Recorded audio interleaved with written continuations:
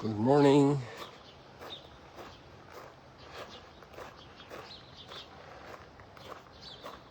A blessed and happy Sunday morning to everybody. A new week, the first day of the week. A blessed new week.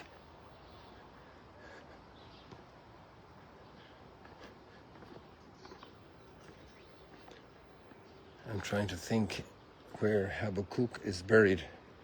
He's our prophet today. And there's a road not far from here. In fact, you see the hills up there behind the palm trees. So it's not that far up actually. And there's a memorial of his burial. No,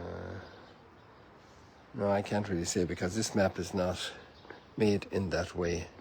It's not made scientifically. So that's the first time I asked myself that question about Habakkuk and this map. But I was very surprised once hiking from here and reaching a place that claims to be the burial place of Habakkuk. It's a very short prophet. If you're one of those people that hasn't read all the Bible yet, but you want to claim you've read some books, read the book of the prophet Habakkuk, but it's very short.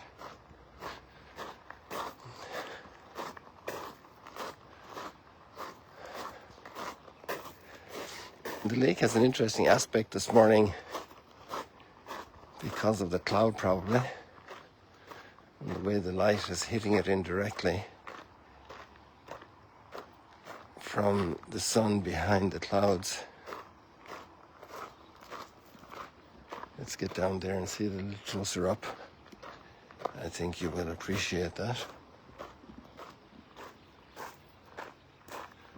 We had a wedding here yesterday afternoon. Also have a group of guests from Texas, from Fort Worth. Fort Worth. Say that quickly. Fort Worth. Fort Worth. Very nice people with their pastor.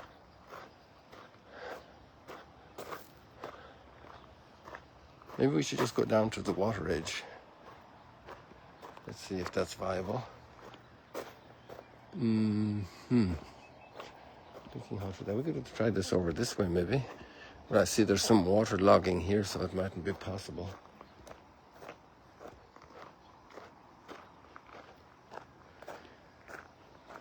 So Habakkuk, if you read the words of Habakkuk, what he's saying here in the very first words of the reading today, you'll think he was writing it today. How long, O Lord, I cry for help, but you do not listen. It's interesting, we're actually not just hearing words from a prophet, but we're actually watching the prophet praying to God. We're watching the prophet praying to God. We're listening to the prophet praying to God. Hear, O Lord, I cry for help, but you do not listen. So he's not just praying, he's also complaining. Now, that's all waterlogged here, so I'm not going down through that for sure. But let's see how far down we can get in some other place.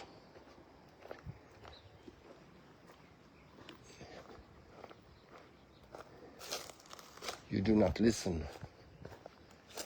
And he's expressing from his heart his consternation, he's upset, he's seeing things that are horrible, and you can read those in the following verses. He's crying out violence, and we have no shortage of that on our television screens, on our news reports. So many sad cases of violence everywhere around the world.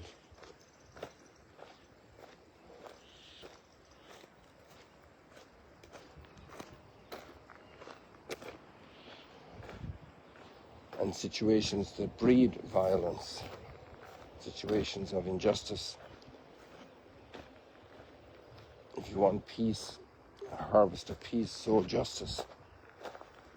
If you want violence, be unjust, because you provoke people to violent action. There comes the sun for us. So much ruin. Why do you let me see ruin? Why must I look at misery?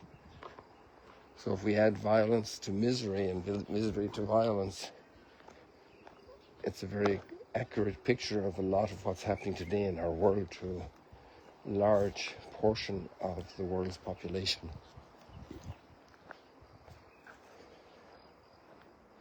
Destruction and violence are before me.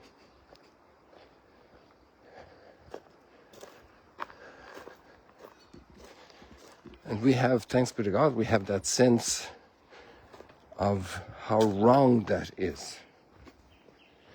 The day we didn't have sense how wrong it is to do violence, how wrong it is for people to endure and suffer misery, often caused by exploitation by others. There are oftentimes many complex reasons leading to misery.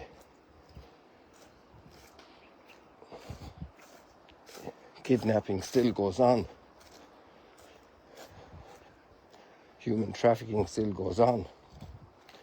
It's powered by major economic interests. Slave labor still goes on. We think we had the abolition of slavery.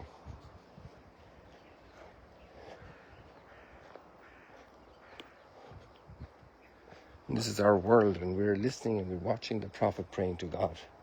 And God answers him. And this is wonderful. What he answers.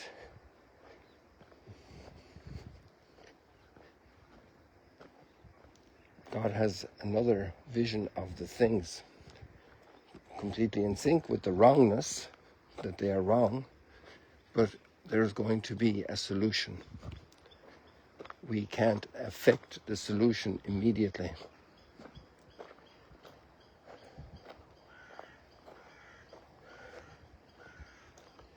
By the way, I wrote a journal article and I forgot. I meant every single day for the last week to tell you that the link is posted there. But maybe many of you have been keeping an eye on the notes, and you see the link about the detoxing our world, our society. Maybe you like to read that article. So yesterday, Cardinal Pizzaballa published an amazing letter in view of the emerging semblance of peace that's coming, or already the first step. If the offensive war has slowed down to become stabilized at the moment, holding positions in Gaza, giving peace a chance, the next step toward peace, because peace has a lot of work of maturity ahead in order to be peace. And this is the theme of Cardinal Pizzaballa's amazing letter. I hope it's available in English. I read it in Italian. This one was published first. I didn't look if there was a link for the English version, but there may already be. And it's a powerful word, exactly almost like Habakkuk, where there's so much violence and ruin and misery. And actually the message is very similar to this reading, calling for commitment, service, which is actually the next two readings, and calling for patience and hope, because it will take time to rebuild the very damaged relationships which have resulted from this war. But there is a vision. The motivations are very powerful. And the Cardinal is not writing into thin air. It's the members of the church here, a parish in Gaza, the Catholic parishes in the West Bank, have many, many restrictions at the moment that they didn't have a year ago. Many difficult situations I won't get into now. Very many new injustices inflicted. And asking the community for hope. And his remarks start in each of the different reflections, wishing for the return of the hostages and the reunion with their families, the healing of so much hurt. And I invite you all to pray for this like the prophet Habakkuk, because our prayer matters, our prayer counts. God hears our prayers. And would that we would now pray a lot to reinforce the work of the political leaders, the social leaders, to bring about this peace, this stabilization of ceasefire.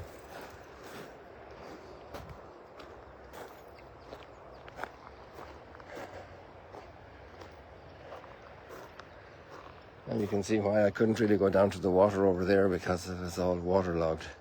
But I think I can go down here because this is pretty solid and I can see where I'm walking.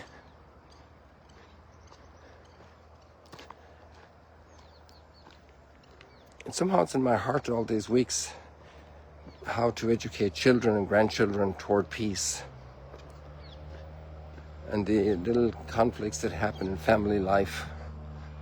And for a 4-year-old, the conflict is very big if a sibling messes with their teddy bear. But learning to become people of peace in the little exercises. So when the big exercises come, and there's a major, major dispute between spouses, that they will find the way to work out their differences.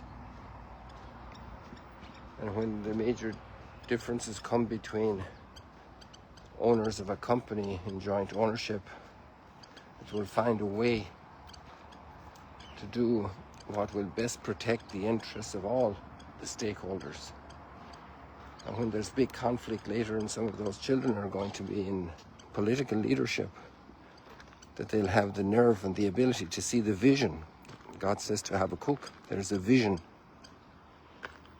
and give it time. We cannot fix everything right now, today, this minute. I want it right now. The insistence for the right now solution many times is not viable. It's just not going to happen. And then what do? I get angry. I shout, I impose, I punch my fist on the table, I punch the other person's face, and it becomes violent.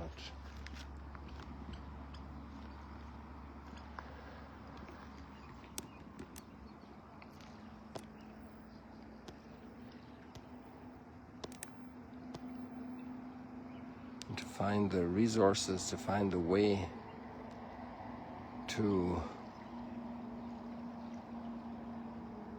give time.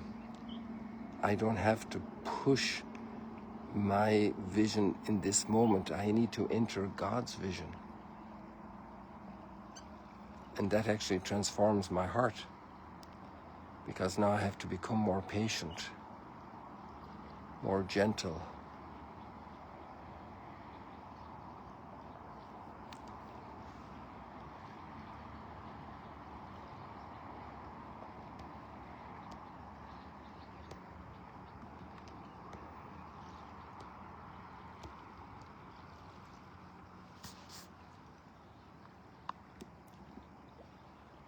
If today you hear his voice, harden not your hearts. Don't rush to violent intervention, to violent demands. If today you hear his voice, to respect that image of God, image and likeness of God sitting beside you, speaking to you, crying before you. If today you hear his voice, harden not your hearts. And then we have much more to do, but I think we've done enough already. It's a lot. We'll continue at the Mass in an hour's time. commenting the letter to Timothy, which is beautiful, about the gift we've received from God to be able to serve others, to be part of the solution. And the gospel story is fascinating. So we'll get there, God willing, in an hour's time. People, see you later, alligators. God bless you. Here we are, on this beautiful Sunday morning at the Sea of Galilee.